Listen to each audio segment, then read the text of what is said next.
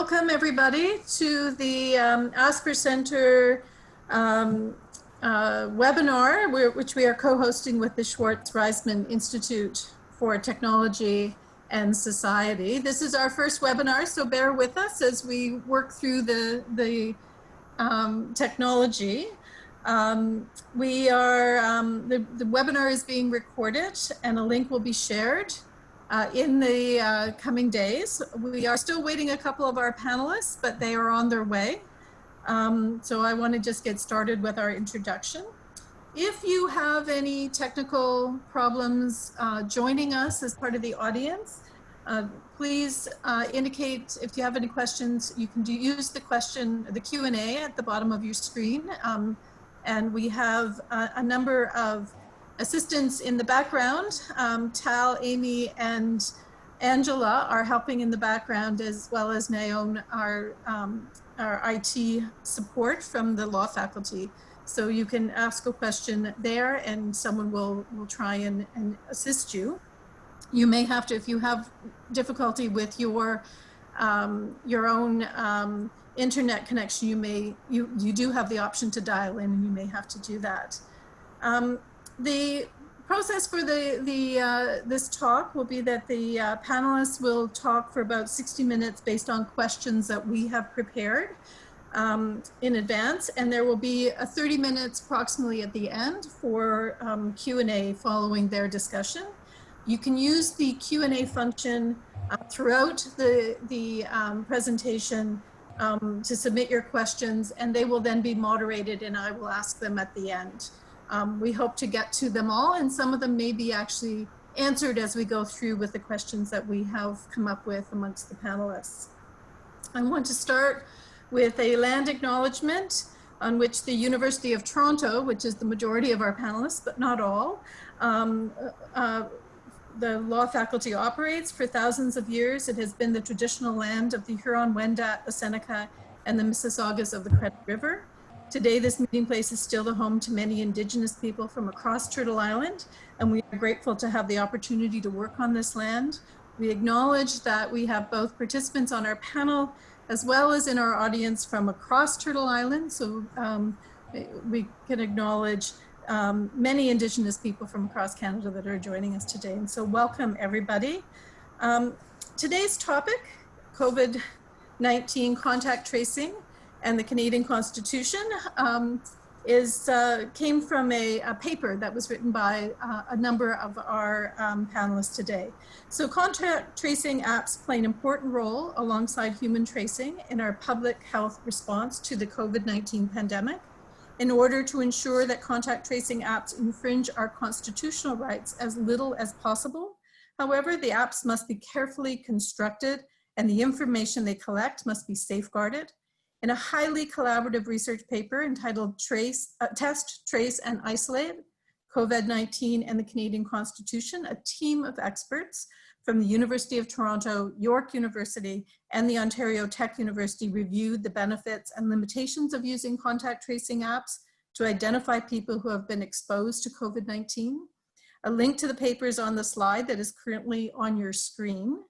And a number of the authors have joined us today to discuss the issues addressed by the paper. It's a very timely discussion as Toronto itself is moving into stage 3.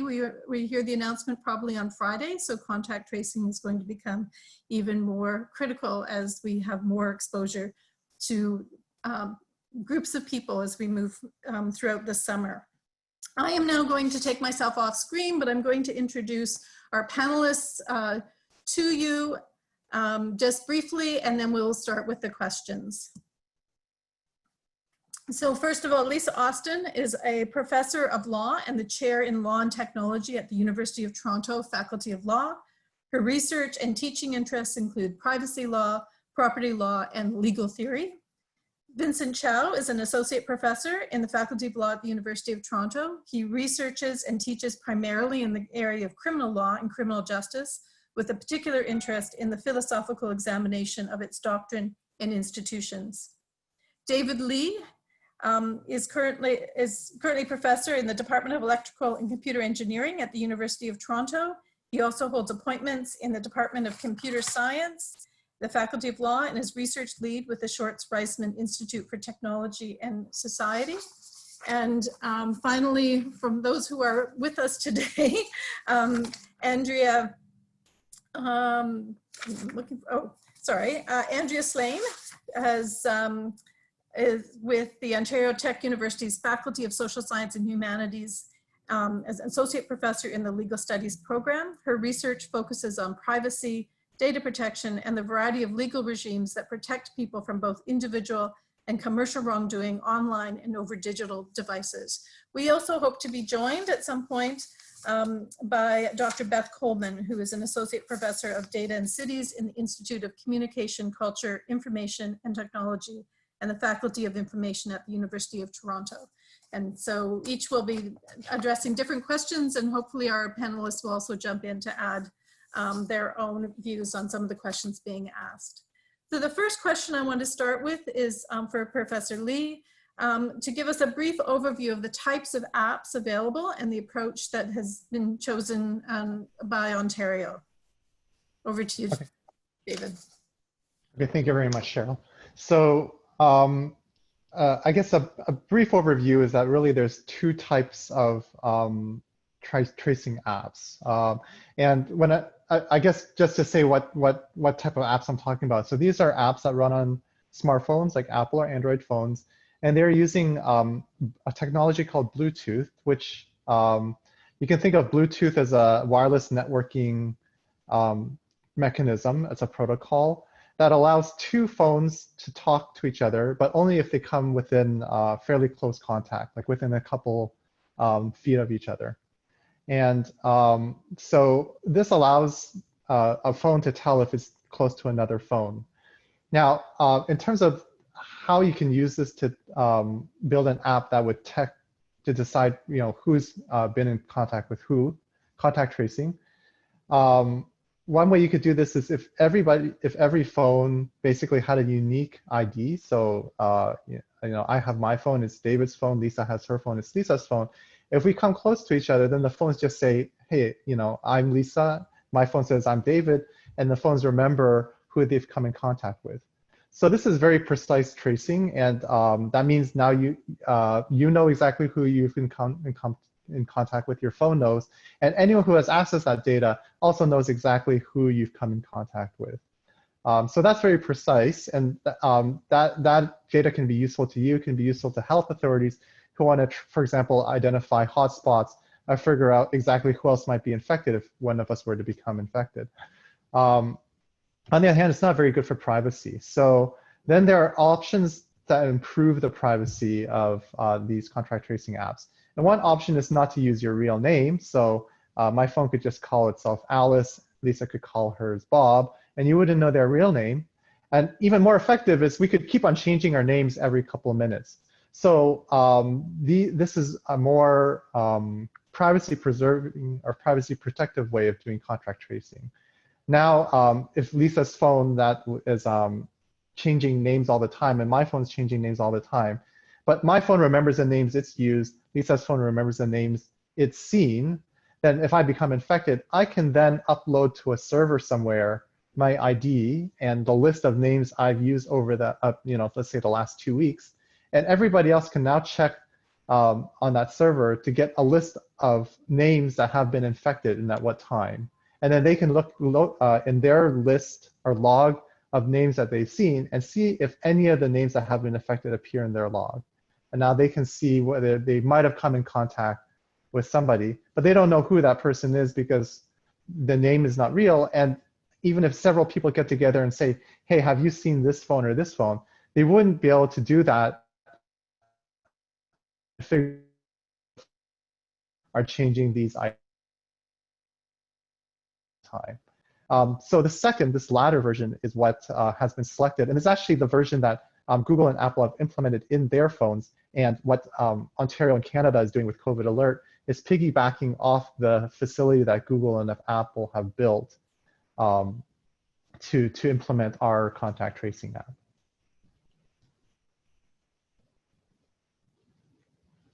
So great, pass it over to you, Cheryl. Anybody else want to add to that, or otherwise we'll go turn to Professor Austin for an overview of the legal issues. Sure, thanks, Cheryl.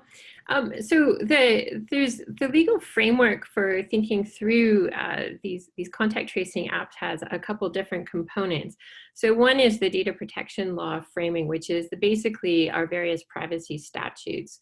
So we have public sector data protection law, some of it's general around government collection of data, and some of it's specific to, in the various provinces, specific to health information.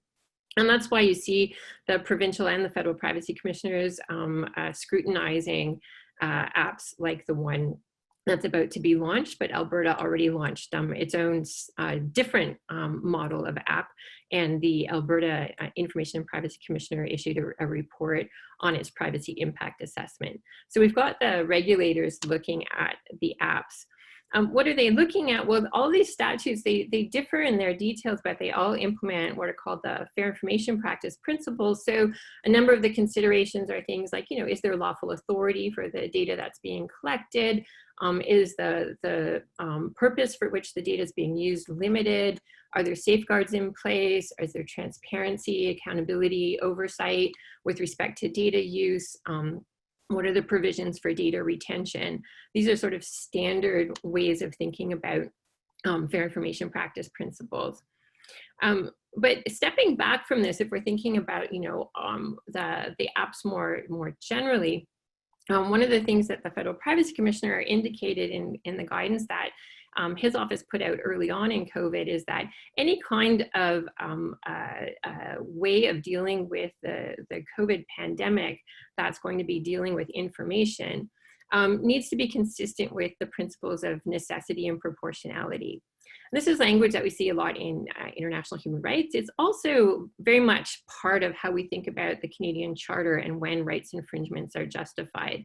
So there's this broader kind of question about to what extent, if any of this technology involves intrusions upon privacy, to what extent can they be justified in a free and democratic society? And we have these general ideas about necessity and proportionality. So when we did our paper that we all co-authored, we decided to look at this justification question, which is about balancing these different interests from the perspective of the Charter for a number of reasons. And the first one is that I think it's really, even though privacy is really important, and many of us have spent a lot of time in our careers defending privacy in a lot of different ways, it's important to note that in that kind of constitutional balancing, when we're talking about justification, the Charter doesn't require a privacy first approach. Sometimes this Apple, Google version of how to do contact tracing is called a privacy first approach. The Constitution doesn't require privacy first. The Constitution requires that if you're going to intrude upon privacy, that it's necessary and proportional. And this is a very, very strict test, so it's not easy to meet the justification test. But there is a way of saying that sometimes, right, privacy gives way to other important rights and interests. The second point that we kind of talked about, and we'll sort of flesh out, I guess, in some of the comments throughout the next hour, is that the Charter gives a nice framing for and reminder that there are multiple rights and interests at stake. It's not just privacy, there are security of the person issues, there are equality issues, both in terms of the effects of the use of any potential app, but also in terms of the effects of if we don't find effective ways to identify close contacts of people who have been infected. So there's a complex kind of balancing, and it's not just, privacy is not the only charter writer interest at issue. And then the other important point, just I'll point out kind of broadly around these justification tests here, and we can talk about the details more among the panelists in the question and answer, is that when you're thinking about whether a particular app is necessary and proportional, that analysis, it's really important to understand what's the particular goal to which any particular intrusion of privacy must be necessary and proportional. So what's the public health goal here? And I think that's really important, because if you think the public health goal is to make manual contact tracing more efficient and effective, then you might think that the app needs to be closely integrated into a manual contact tracing system. And that's the way that Alberta, for example, has gone in developing its app. And that's not what the federal app looks like, and the one that's going to be prototyped in Ontario.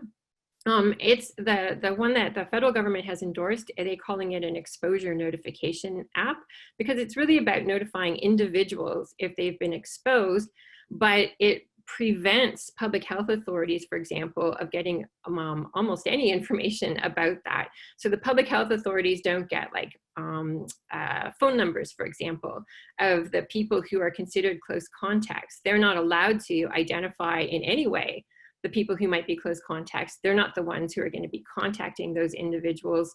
It's the app itself that notifies. And Alberta took a different tack. They said that, well, when you sign up for this app, you register and you give a phone number, and so it's like it's a human person who calls and says that you've been exposed, and that lets them integrate it better with their manual contact tracing.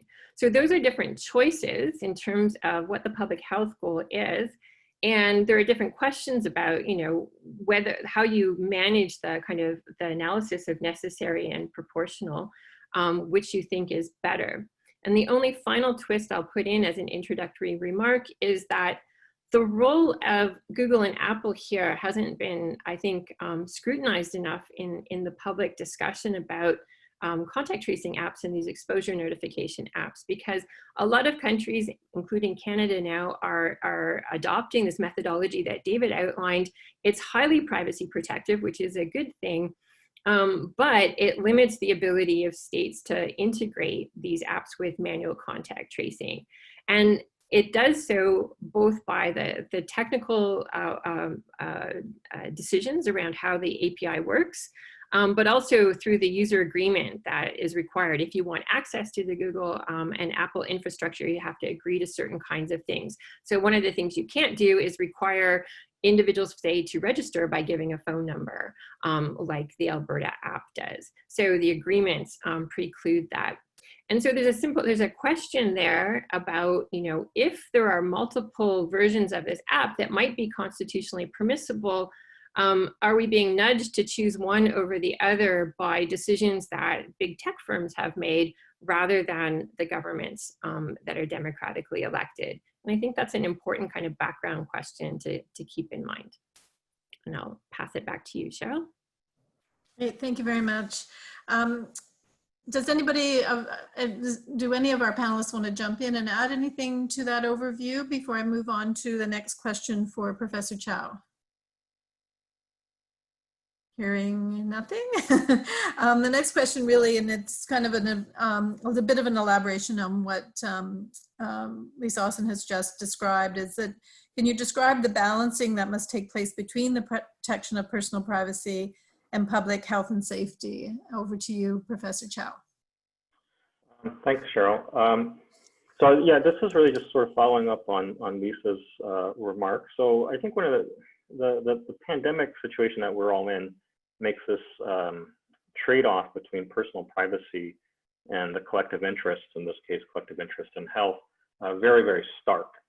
Because, you know, if you want to appropriate an old slogan, what is personal has now become intensely political, in that the sense of a person's private life, who you associate with and how you go about your day, now has consequences, potentially has consequences for others. Now, this has always been the case with privacy, but it's just become especially stark now. So there's that trade-off. Now, the trade-off, unfortunately, is, I think, pretty hard to assess because we are on sort of the thin edge of policy experimentation here. We're sort of, or to change the metaphor, we're in somewhat uncharted waters. So it's a little bit, when you're doing a trade-off, you're looking at a compromise of one value in exchange for a gain in another value. But here it's really hard to, I think, estimate, as it were, quantums here. We don't really know, for instance, how effective various types of contact tracing will be.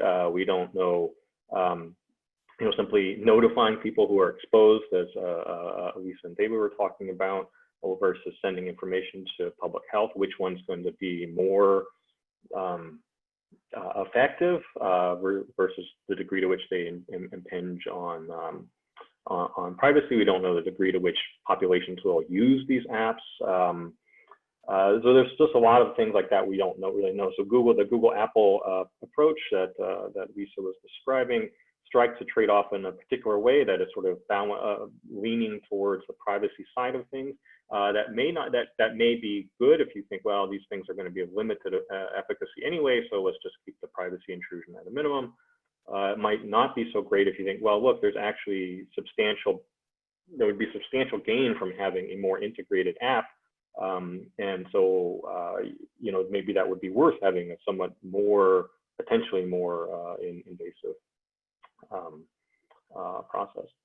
So that said, I think there are clearly some established privacy interests that are at stake here. So privacy and who you associate with, I think, is a very core political and civil right. Who you spend your time with, how you move about the city. These are things that have long been recognized to be protected privacy interests, and contact tracing is clearly meant to reveal exactly that kind of information. That said, I think that a couple of factors here are important to bear in mind as we think about how to make this trade-off for ourselves, what we think, what each of us might think on our own is appropriate.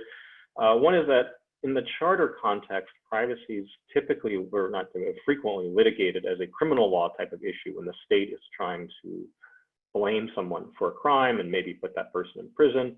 Those kinds of contexts feel a lot like, state versus individual.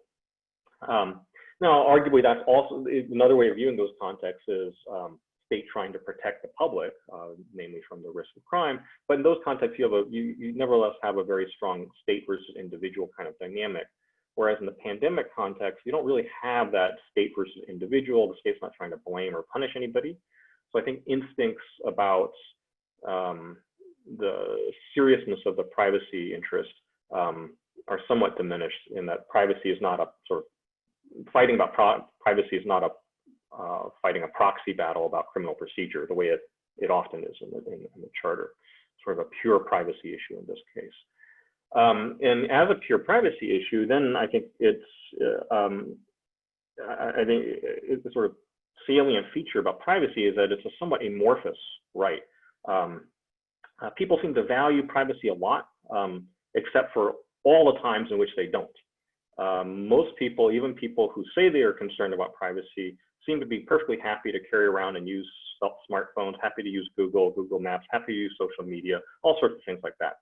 So there's a kind of a significant gap between what people say and what people do in the privacy arena, which I think reflects the somewhat amorphous nature of this right. It's a somewhat abstract kind of a right, and it's important, but it's mostly important in a general kind of a way.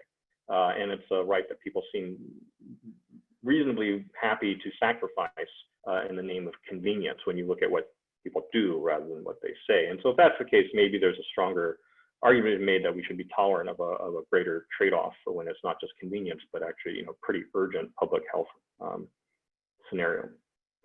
The last thing I'll say on this topic is that practically speaking, I think the trade-off here that we're dealing with between public health and privacy is probably going to be as much or maybe primarily a political decision rather than a legal one.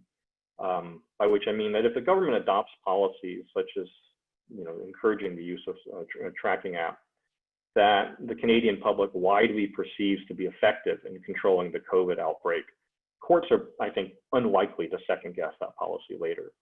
Even if, strictly speaking, a good lawyer could argue that whatever policy the government adopts is not strictly charter compliant.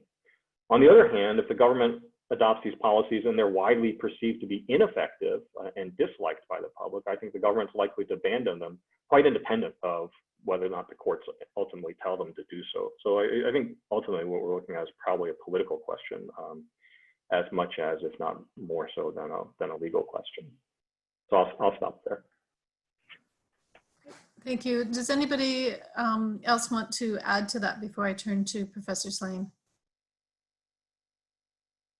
Okay, and the next question then is, sort of a combination question of what have other jurisdictions done and what are the sort of value judgments that are inherent in these kind of complex decisions being made by various governments, including our own, in the current context. Yeah, so this does build on what everybody else has been already saying, and how difficult it is to figure out what the best course of action is in a situation that we're in, where we have a collective need to have some sort of action that will help contain a virus that everybody is potentially vulnerable to, and then you have a lot of pushback on and concern about the degree of power that we invest in governments to be able to track our movements or be able to invade upon that sort of personal sphere of choices. And I think a lot of people, this is also, Vince said it was a political problem. I think it's also a social problem in that, people have difficulty separating out, what they see as their collective obligation to sort of be part of the solution to containing the virus, and then what they feel or fear to be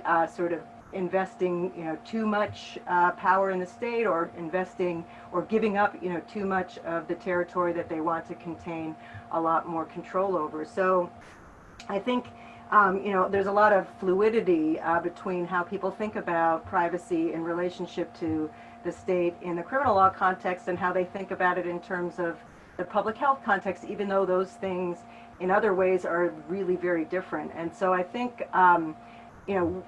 every jurisdiction has got their own way of thinking about the relationship between individual responsibility and collective good that is playing out. So I think Vince put it nicely that that's just one aspect of what we're dealing with. Whereas, as David and Lisa also mentioned, we've also got a kind of technical landscape that people are not completely convinced of either. And I'm sure everybody's noticed that since we published or posted this paper, a lot less attention has been paid to contact tracing apps than there was maybe a couple of months ago.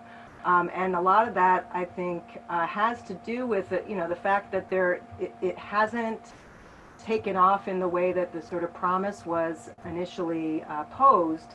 That it would be able to be a really key aspect of our solution to the situation. Some of that is because the technology is not working as well as people imagine that it might. Some of it is that these kind of trade-offs that people have had to make by choosing the sort of privacy first apps over others means that there's a tremendous amount of dependence on individuals to sort of do their part, to sign up for the app, to sort of upload their positive test results, to respond if they get an alert and follow up on that. So there's a lot of individualized responsibility there that means that there's a lot of gaps that probably will reduce the effectiveness of this app to sort of really be part of the solution. So in terms of what other people are doing, I know David said there's two major categories of technical apps out there. One is the centralized notion that it does have some stronger connection to the public health units that do the human contact tracing, and then the other is the decentralized model where it's privacy first, and it's very much about you doing something if you get this app and decide to participate and then get an alert. You have to proactively actually decide to engage any further. And different countries have done different things about that. Most famously, as we've already talked about, because of the Google-Apple endorsement of the decentralized model, a lot of countries that have tried to go forward with something have had to choose that model, even if they wanted to go with a different model to begin with. So Germany is an example of that. Austria, Ireland, Switzerland, places like that in Europe have chosen that type of model, and we have essentially as well.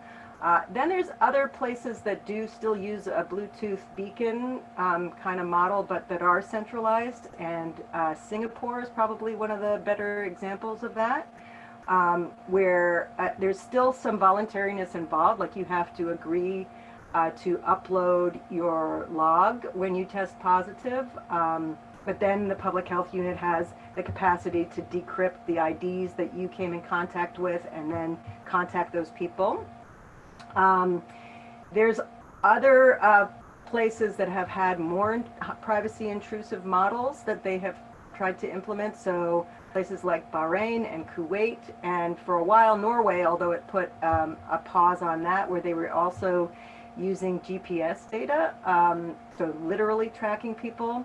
Some of those sort of idea of like using more sort of tracking concepts are also in the New Zealand app, but that's an entirely voluntary app, and it actually works more like that on you voluntarily scanning like QR codes when you go to a location.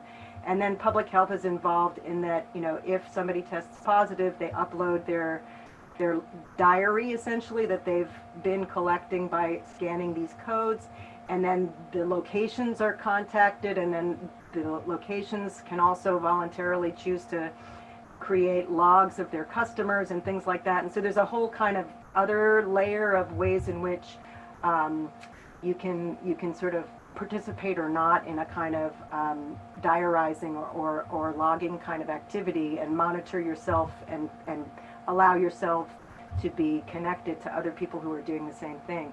So in all of these different places, I mean, there's different levels of concern about, you know, other things that people might do in the state's apparatus, you know, whether or not they'll be using it to enforce quarantine or using it for law enforcement, immigration, other sorts of systems where that data might be useful, or if they are able to restrain it purely to the sort of collective project of controlling this pandemic through sort of public health measures. And I think I'll hold off on any further comment there. Thank you, Professor Slane. Our next question is for Professor Lee, just to talk a little bit more about what we know through testing, trial and error for the particular app that we've talked about that for Canada. You may have addressed some of this, but if you want to add anything to that, and also describing the interaction or interface between humans and the app. And I think Professor Slane has kind of addressed some of that with some of the other jurisdictions. But if you could just maybe elaborate a little bit more. Thank you. Yeah, so our app, I understand, is just kind of entered a kind of beta testing phase. So we're starting to see a little bit more information about the app, but like not all the details are necessarily there yet. What it does seem like will be the case is that you'll download the app, and it'll just kind of run passively in the background. If you do have a positive test case, it seems like to ensure that you know someone who notifies the app that they've been tested positive actually did test positive, the public health will provide some sort of code that the user will enter into the app, and that will notify the app that they've tested positive, and the app will then notify other individuals that that person might have come in contact with. Other than that, I don't think there's been too much information on the interface, and I think there's also probably going to be some way that if you have the app installed, you can check what your risk score is. So they will report a risk score. It won't tell you for sure whether you're infected or not. Only a test can do that, but it can give you a risk score. And if your risk is above a certain threshold, that would be like an indication as that you should probably get tested because you may have been infected. In terms of effectiveness, there's really just not a lot of data on how effective these apps are. These apps face a lot of challenges. One of them is that Bluetooth is not very precise. So it's trying to see the strength of the signal between two phones to try and estimate how close you are. So just like a TV remote, if you get further away, the signal gets weaker, and at some point it just doesn't work. But of course, you can put a wall in between, and that will also cause a signal to become weaker. At the same time, if you're both have a wall between you and you're very close to it, then some signal might be able to get through. And so it's unclear if you're getting a very weak signal, whether that person's far away or there's something in between, you're actually very close. And whatever's in between, would that actually stop virus transmission? There's no way that the phones would know. So that's one source of inaccuracy. Then the other problem is that if you're using the app and you come in contact with someone who's not using the app, then that person is essentially invisible to you. So if that person is infected, then you won't get any notification, obviously. So there also needs to be a certain percentage or number of people using the app, and no one really knows what the percentage of people that have to be using the app in a certain area has to be before it becomes effective. Just because we've never deployed this before, so there's just no data on that. Great, thank you. The next question, I mean, and again, just kind of elaborates and builds on this, is that, and it's something that Professor Slane, you have actually kind of touched on, which is, you know, can you explain why the contact tracing apps must work with human tracing and why? And then also a sort of a follow-up question to that is that who is possibly left out from this overall approach, either using apps or even the human tracing? And why are there groups that may be left out?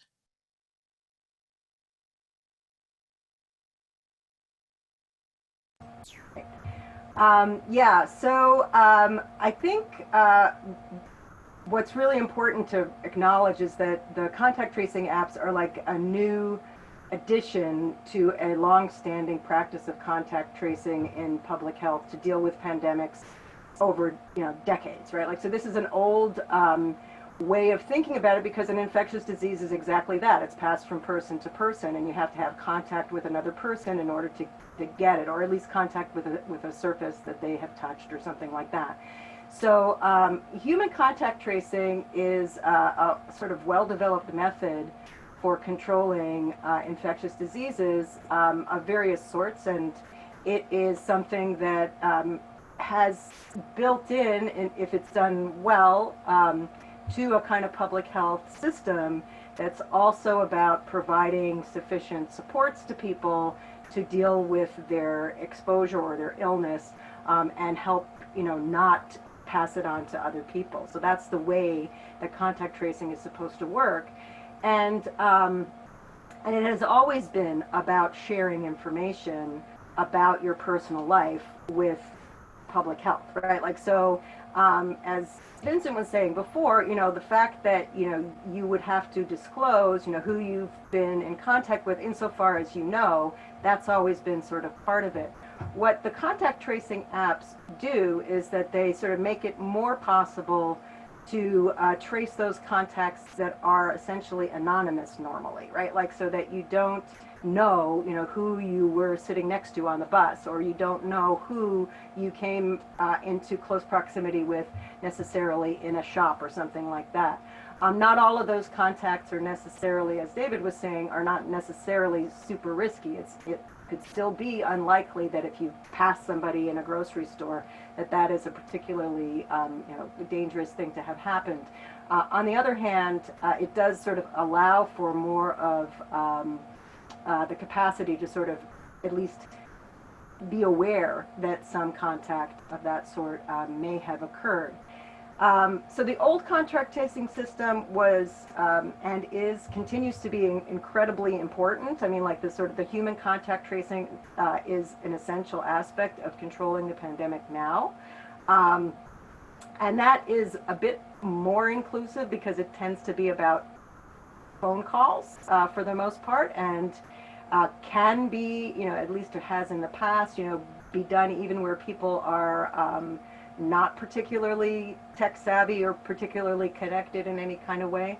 I think there continue to be populations that are distrustful of even public health authorities contacting them. So there, I know especially in the U.S. there's been reports of people, not answering the phone when public health contact tracers call, or giving false information about people they've been in contact with, or basically not trusting even that system.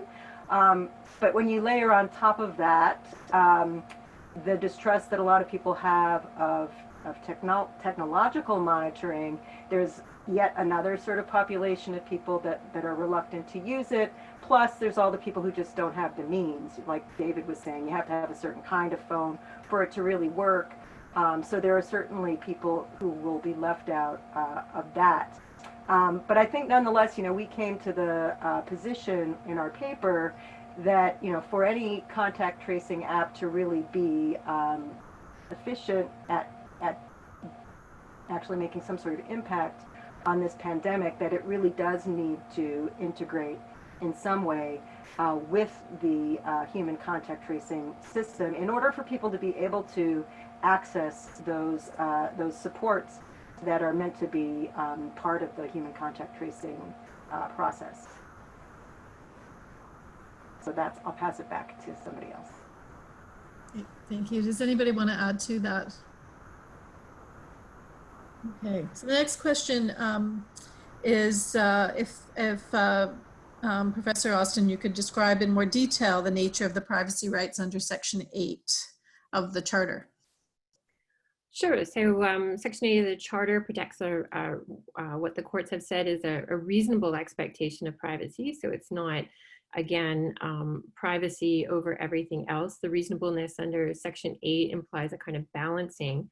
And Section 8 is a kind of an interesting area of the Charter because it's the search and seizure provision. And so as Vincent already outlined, right, this is very much about the kind of, law enforcement context of the individual against the state in a very coercive framing of issues.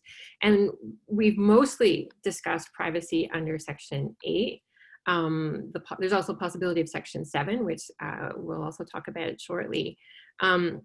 And so the jurisprudence has developed in a very particular context, which isn't necessarily a straightforward application to the context of thinking about state obligations in relation to these kinds of contact tracing apps. But what the courts have said is that, Section 8 protects if we think about privacy, it's about your biographical core, so information that goes to, your identity in some way, and also can protect an interest in anonymity. And so if these apps give data about, where you've been and who you've been with, even if these activities occur in kind of public spaces, those are all things that courts have said, yeah, actually that engages a privacy interest.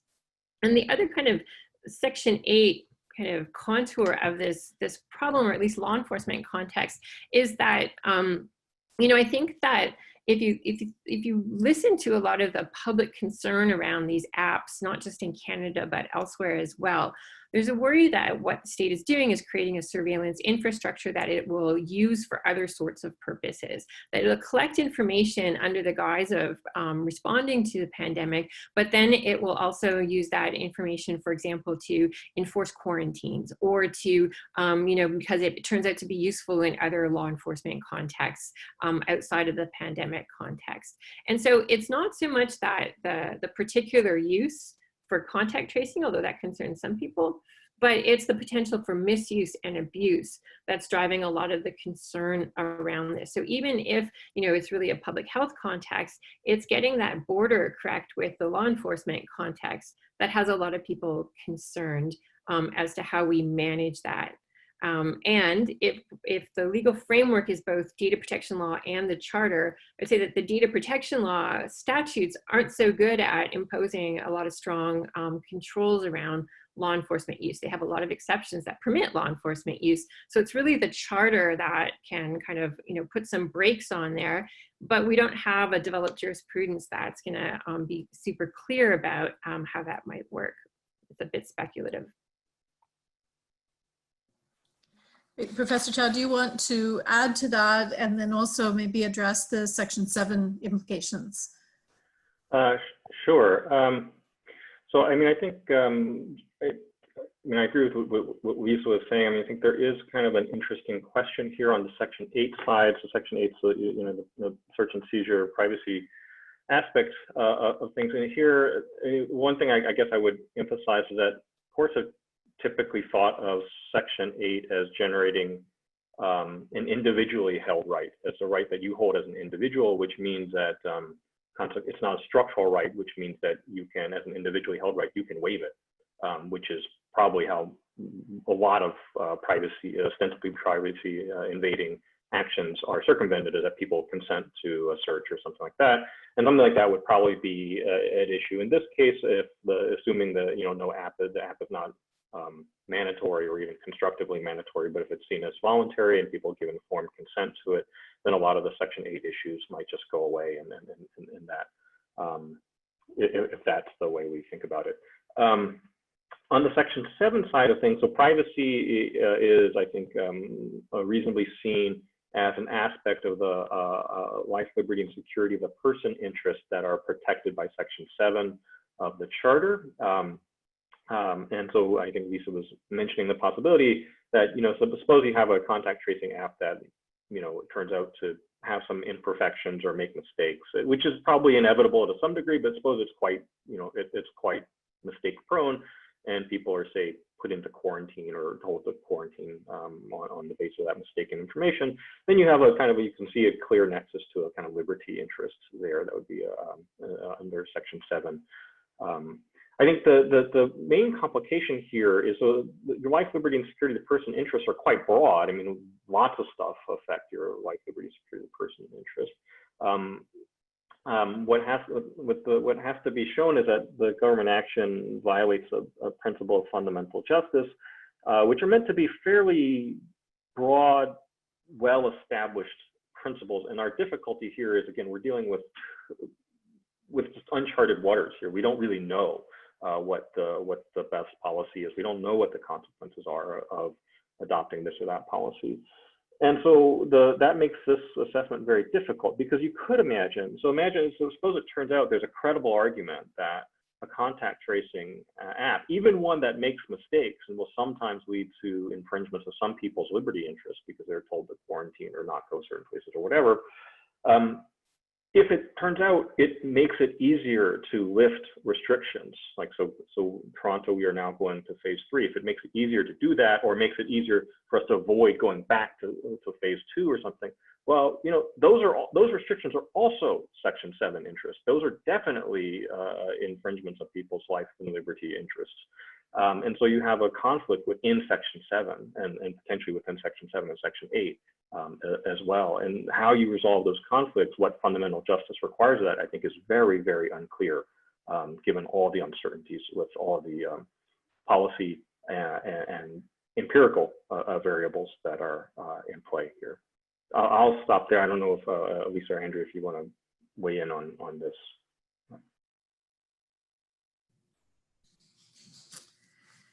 I'm going to throw out a question maybe to all of you, and Professor Slane, maybe you want to take a first stab at it, but open up to everyone. What about equality rights? How are marginalized or vulnerable communities impacted by contact tracing? For example, Indigenous communities, the elderly, children, and youth, and just either through the effectiveness or the implications of their equality rights, both in terms of being protected as well as being surveilled, I guess, in a sense. Sure. Well, I think, again, so it's important whenever we talk about contact tracing apps to also talk about the human contact tracing system. And so we saw here in Toronto, for instance, like once they were finally sort of crunching the numbers and sort of looking at the data, you can tell which neighborhoods were more acutely hit by the virus and were having a harder time controlling the spread of infections. And there's usually social reasons behind that. And a lot of those have to do with vulnerabilities, which are also equality issues, so that you have communities where, people live in denser housing circumstances, usually for economic reasons. And people are in jobs where they're coming into contact with the public, so they're working in retail or the grocery stores, or they're in meat packing plants or whatever. All the sorts of areas where people have more regular exposure to other people, as opposed to those of us that have these nice home offices and can work from home. And so, you know, in order to address those kind of inequalities, you need to know like that information, and then you need to have targeted responses that provide greater supports. We're now still sort of debating about how to provide, for instance, hotel rooms, you know, for people who cannot self-isolate in their own living situations because they live quite closely together with other people. So those are sorts of policy sort of choices that very much are about equality issues. And a contact tracing app cannot do that, right? Like a contact tracing app at this point is just like an entry point into all of those further supports that could potentially be there. I know there's also a lot of discussion about contact tracing that should be within communities. So for instance, that Indigenous communities should have their own contact tracing sort of system that complies with their own sensibility about community obligations and so forth. Sorry.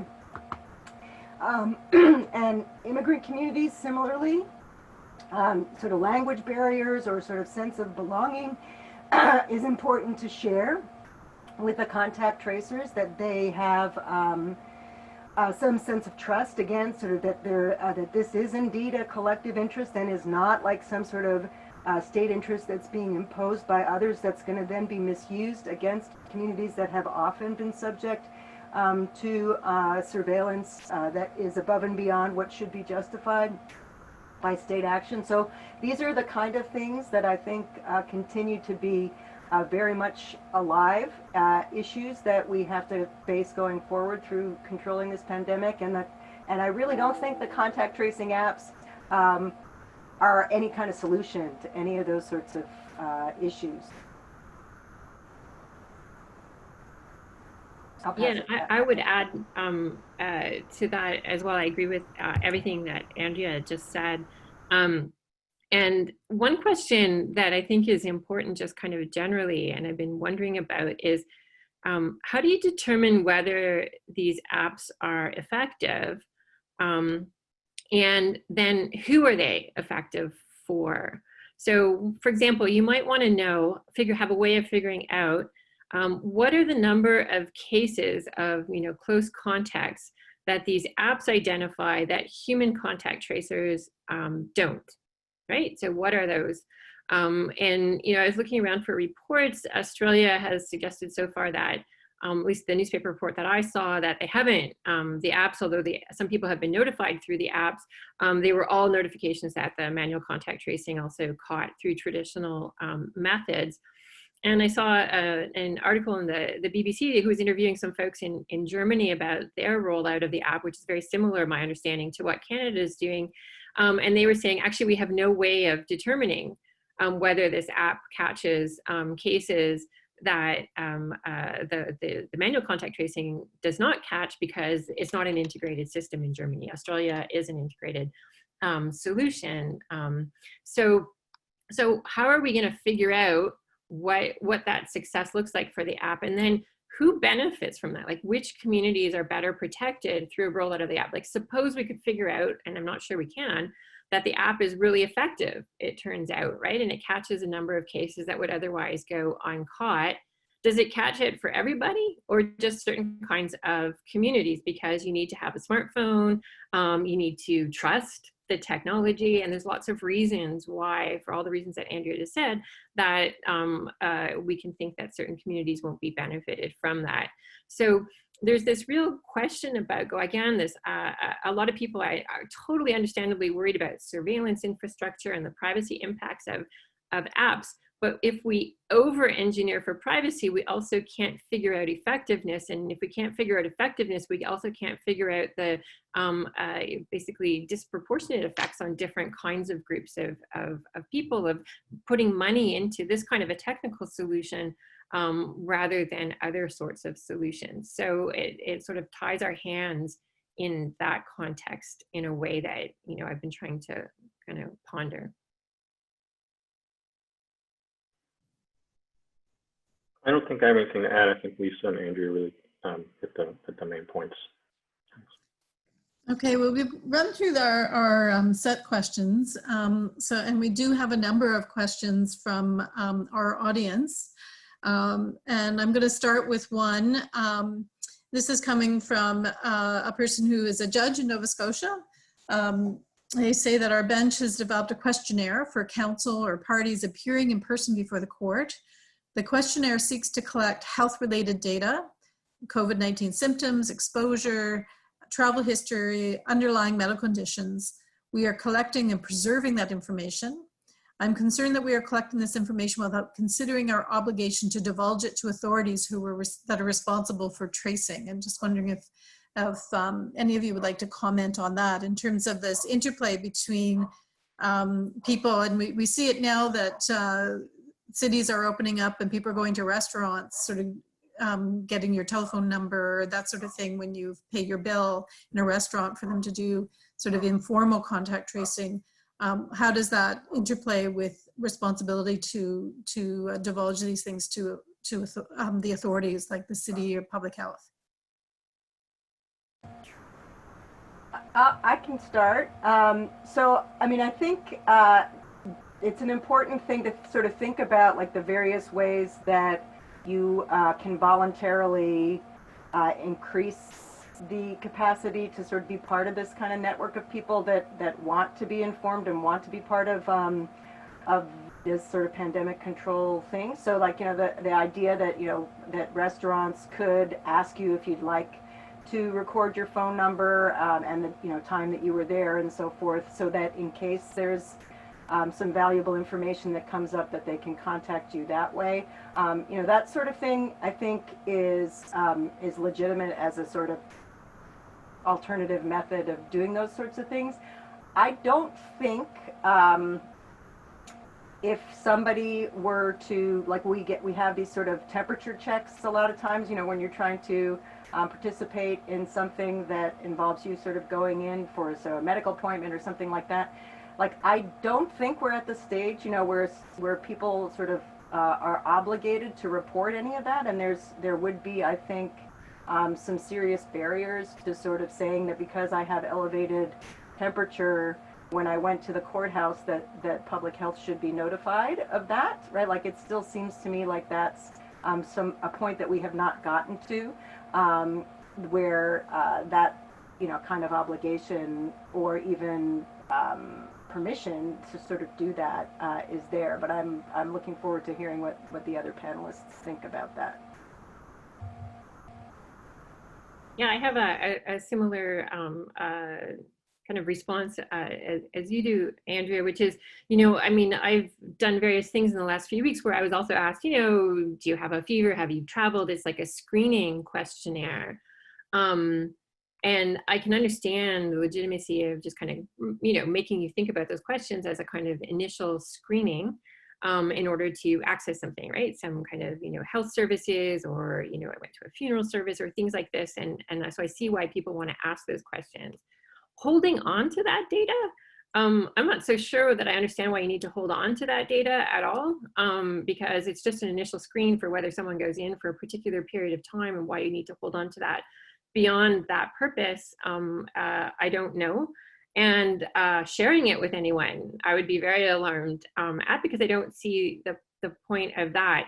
There's very limited kind of scope for the public health authorities to kind of obligate people, unless they put some kind of order out, but to obligate this kind of sharing, right? I mean, you can't get a COVID test that's positive and public health gets notified of that. But generally speaking, even when the contact tracers go and say, you know, okay, we've had a case at this hair salon, I want to know, you know, who's been in here for the last 2 weeks, that's still voluntary. That's still a voluntary provision that the hair salon has. So you have a choice to go to the hair salon that has this, you know, methodology of you know, noting appointments, and the hair salon has a choice about sharing that with contact tracers. And there's a point to share it with contact tracers. But the other data, I'd be very leery about it being recorded and held on to for a period of time, as well as for it to be shared. I think, again, I think Lisa and Andrea touched on the main points. Yeah.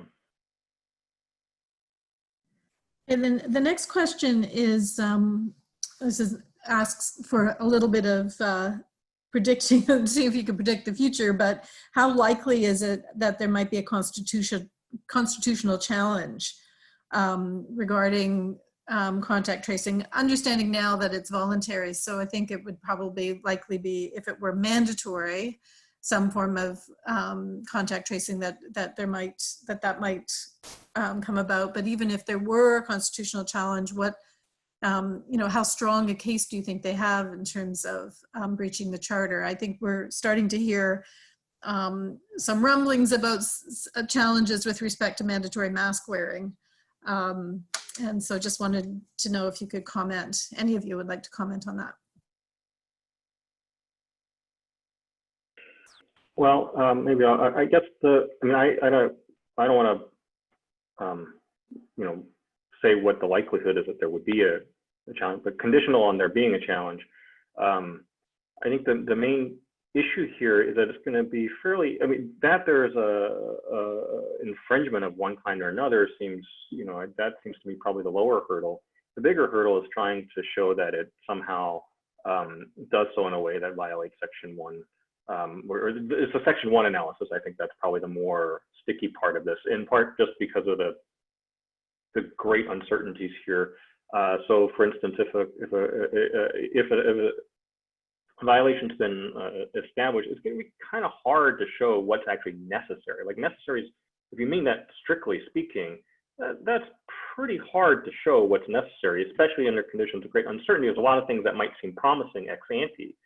That's not exactly necessary. What's proportional? Well, you might have a hard time. What seems proportional ex ante and what turns out to be the case ex post, once you sort of figure out, oh, okay, here's what it seems to be what happened, might be very different things. And so I think a big part of that prognostication is how sensitive courts are likely to be to the kind of position that policymakers and legislators are in ex ante when they're making these types of decisions under great uncertainty, as opposed to ex post, once, say a year down the road, we sort of see, okay, we have some better idea of what seems to work and what doesn't. Thank you. One question here is that, what are your thoughts on the suggestion to mandate the use of, sorry, my thing just jumped, mandate the use of the app for employees to return to work, or for those working in high-risk locations such as long-term care homes?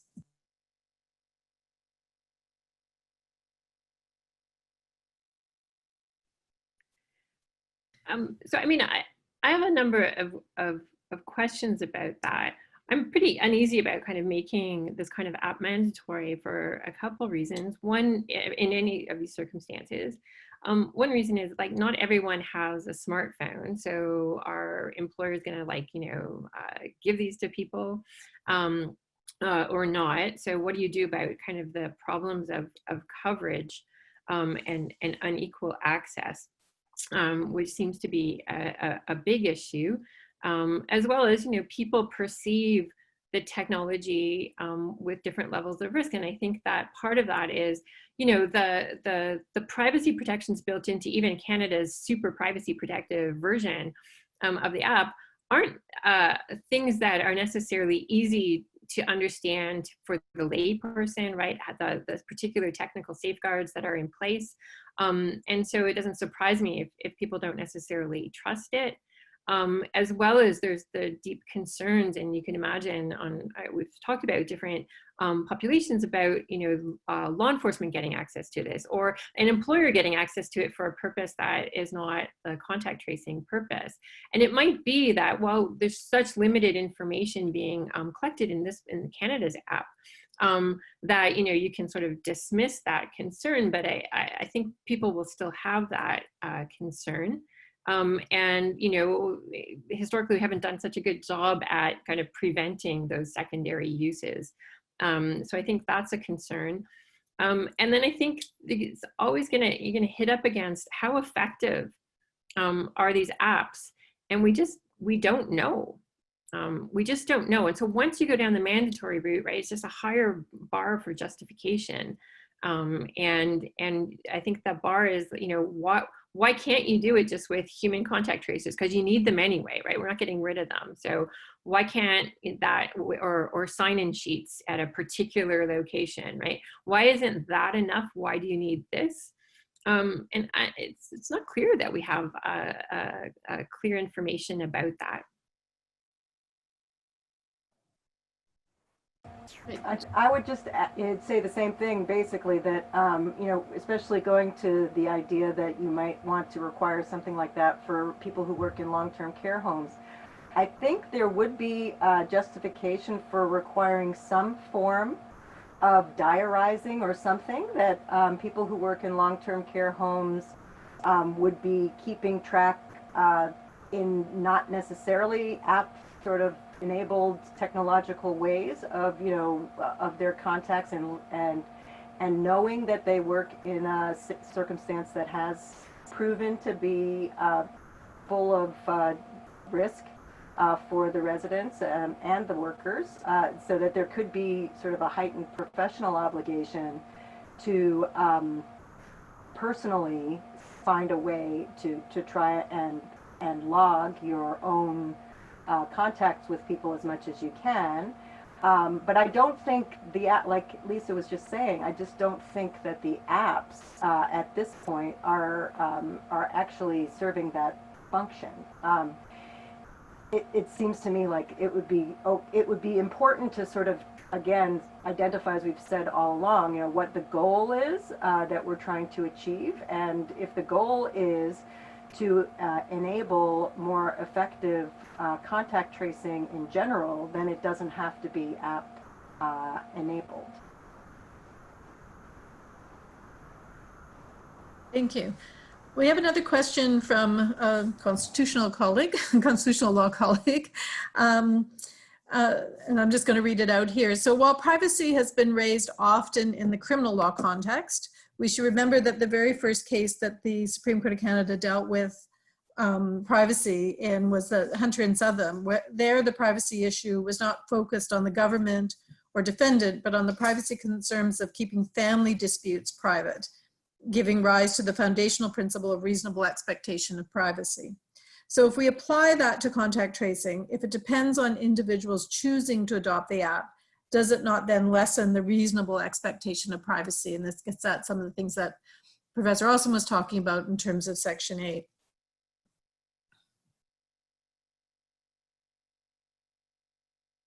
And that may be, there may be, the answer might be just yes. Well, I think if it's, I mean, so there's voluntary and there's voluntary. I mean, I guess if we're assuming it's genuinely voluntary and it's not the sort of thing that becomes sort of constructively required or something like that, but it's genuinely sort of voluntary, and people are adequately informed of its use and things of that nature. I think I would not think of this so much as eliminating the reasonable expectation of privacy as so much as waiving of the Section 8 right, and that it's an individually held right, and if you choose not to exercise it, then you choose not, you know, that's fine. If the police randomly stop you and ask to look at your car, you're perfectly free to allow them to do so if you like. And in that case, it's not a Section 8 violation, not because you don't have a reasonable expectation of privacy, it's just because you waived it. And so I think that might be the kind of analysis if it's sort of seen as a purely voluntary kind of interaction. I would just add a caution on this idea that, well, if you, I might be misunderstanding the question, but if you choose to download the app, is it that you're sort of negating your expectation of privacy in relation to the associated data? And to me, that would really depend on, you know, if you're downloading the app in order to share a specific kind of data with a specific, you know, either the public health authorities or just other people who are these anonymized contacts, that's one thing. If, for example, somehow, I don't know, law enforcement decides, well, there's a way they can use this data to enforce a quarantine. I don't think they can with the way that the federal app has been developed. But suppose that was the case, Did you waive your privacy in relation to that use? I would say no, actually. And the Supreme Court of Canada, in all sorts of case law, all sorts of Section 8 case law, says that, you know, just because you share information for one purpose in one context does not mean that you have no reasonable expectation of privacy with respect to another use in another context. So you have to be really careful about language of consent, giving up your privacy, waiving your privacy, because the Supreme Court's adopted a very nuanced kind of specific idea, which is very rooted in data protection law, thinking about privacy, that consenting for one purpose doesn't mean consenting for some other purpose, right? That's a separate question. It's a separate constitutional question. It's a separate question generally. Yeah, and I think also the Section 8 case law that's been about sort of publicly available information or your sort of movements in public and those sorts of things are similarly stating that, you know, your charter rights are not eviscerated just because the data exists and somebody can get access to it. You know, I think that's that would be also found in this sort of circumstance, that your reasonable expectation of privacy is context specific. It's not something that sort of comes and goes just because data has been created and shared with you know, a specific public health authority or something like that. So I'm going to blend a couple of questions here because I think there's sort of two aspects to them in terms of primarily the mandatory nature of that we've been talking about, the difference between making this kind of contact tracing, whether it is through an app or through humans, making that sort of thing mandatory, leading to two kinds of, and you alluded to it in terms of enforced quarantine, or secondarily criminal charges for people who, or other kinds of offenses for people who actively don't follow things like mandatory mask wearing or like self-quarantining, or, you know, we had a recent story about a 200 plus person house party in Brampton, and the potential for charges to be laid as a result of that. So I'm just wondering if there's anything more you want to comment on in terms of the constitutional aspects to that, you know, that aspect of contact tracing, and more so than what you've already talked about, if there's any additional nuance to that. I would add one thing, which is, and we don't always think about this as lawyers, but a really hugely important aspect of all this is public trust. And so the public has to trust that whatever contact tracing you're doing, whether it's manual or whether you're supplementing that through some tools like these exposure notification apps. And so I think that, you know, from that perspective of public trust, if the more heavy-handed authorities are, there's at least one school of thought that says that's going to then undermine people's own sense of responsibility, responsibility within the community for doing their bit and taking care of other people. And that comes up against the idea that, well, if people get away with kind of wild, you know, disregard for the advice and become a kind of, you know, a hazard, a health hazard, I think, you know, a lot of Canadians would want some kind of intervention. But there's a sweet spot there. And I think public trust is really, really, really important in order for this to all work. So, you know, it might be that something is, we might be able to create, you know, legal arguments about why something is constitutionally permissible, even if it seems heavy-handed. But you might lose out on the public trust. And I think that's ultimately the foundation of it all. Yeah, I completely agree with Lisa on this. We're in a condition of social norms that are under rapid change in terms of, say, wearing masks or who you can associate with, how many people you can have at your party. We didn't used to, at your house, we didn't used to have social norms out there, and now there are a lot of social norms, and they're changing and in flux. There is a risk of overreach with excessive response to this. Now, there is some degree of enforcement that probably will bolster emergent social norms, but I think it's easy to get that wrong. And so we're coming from a criminal law background.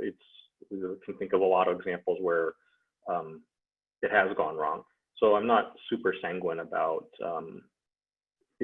certainly criminal enforcement of these types of things. The other sort of, I think, legal sort of more doctrinal nicety here, I suppose, is if for some reason it did become mandatory for some sectors or some occupations or whatever, I think there could be an interesting legal issue here in terms of whether or not a requirement that people use an app or cooperate with contact tracers or whatever is authorized by law.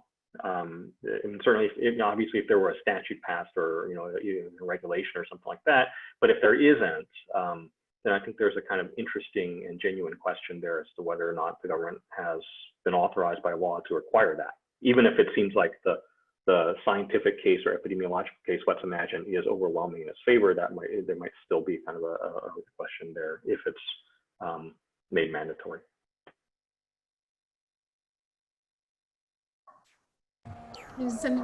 I just have one other comment, and I think some of it we've been talking about this whole time, but sort of there is a way, just to be a little bit of a stick in the mud here, but like to sort of overstate what your individual right is in some of these circumstances, and I think less so maybe with the contact tracing, which I think is actually quite loose and voluntary in general, but like with the mask, mandatory masking and things like that, to sort of sense that nobody can tell me what to do is actually like a real overstatement of like your individual right to liberty, in a way that doesn't appreciate that we're actually part of this like complex social system that does actually constantly impose certain kinds of restrictions on our behavior, even as those are changing because of our circumstances now, and the balancing is looking different as we acquire more knowledge about how we need to behave in order to get a handle on this situation. But I do find that there is a kind of thread that can kind of solidify around this idea of rights that is potentially A, inaccurate, but B, also detrimental to our sort of collective project of finding good solutions. And just to illustrate how like different liberal democracies can come up with quite different ways of managing this. So we've chosen a very, as I said, very privacy protective version of one of these exposure notification apps. And one that's difficult to integrate into the public health system. But which has a number of advantages in terms of if you're worried about abuse of information, if you're worried about whether it can be used for enforcing quarantine. There's not much that's useful there. That's built into kind of the technical spec. But Australia's design of their app, which they're having trouble with because they didn't use the Google Apple API, and so now they're having trouble on the tech side. But their idea was to integrate it more with the public health system. So the public health authorities get more data from that app. They do the contacting of the individuals. It's still a Bluetooth system.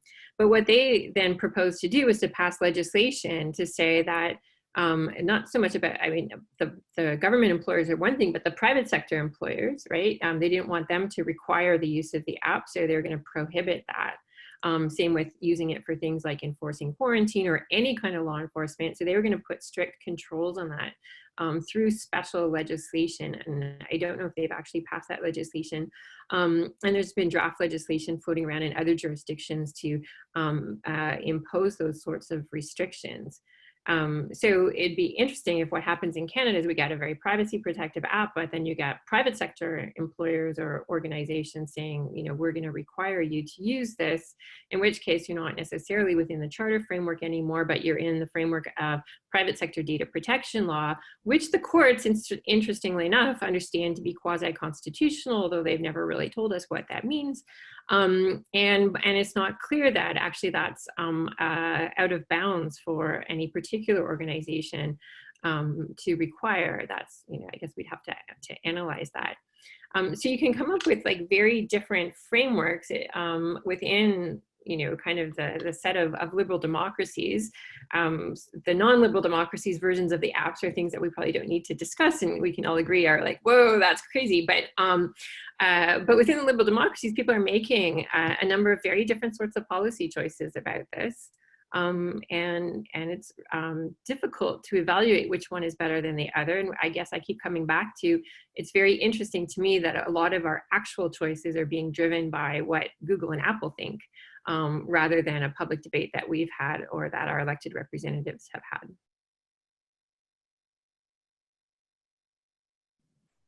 Great, thank you. We have no more questions. We'll probably leave it on that note because I think that's a really interesting note to leave it on. I think that some of the fears and the views about liberty around mask wearing, and I am going to start my video so you can see me as I wrap up. A lot of the views around mask wearing are part of the infiltration of messages from the US and their approach, which has been quite disastrous in terms of just their overall numbers in respect to the illness itself. But I want to thank all of you for giving us your time and your thoughtful comments. I think that your paper was a good start and certainly showed that we need to have the human element to this contact tracing for a number of reasons. And that it's a shifting landscape, and we have yet to see what's going to happen. Even as we all, all of us being at universities, looking at what's going to happen in the fall when we all come back together again. So thank you, everyone. Thank you for the thoughtful questions from the audience, and thank you for a successful first foray into webinars for the Asper Center. We'll close it there unless anybody has anything that they want to add as a last word. Just a thank you to you, Cheryl, for organizing this, and thank you to everyone who attended for your time. And likewise, thanks. Thank you. Yeah, the recording will be made available, and as you know, the paper is available on that link that we shared at the beginning, and we'll share that again. Okay, goodbye, everybody. Thank you. Thank you.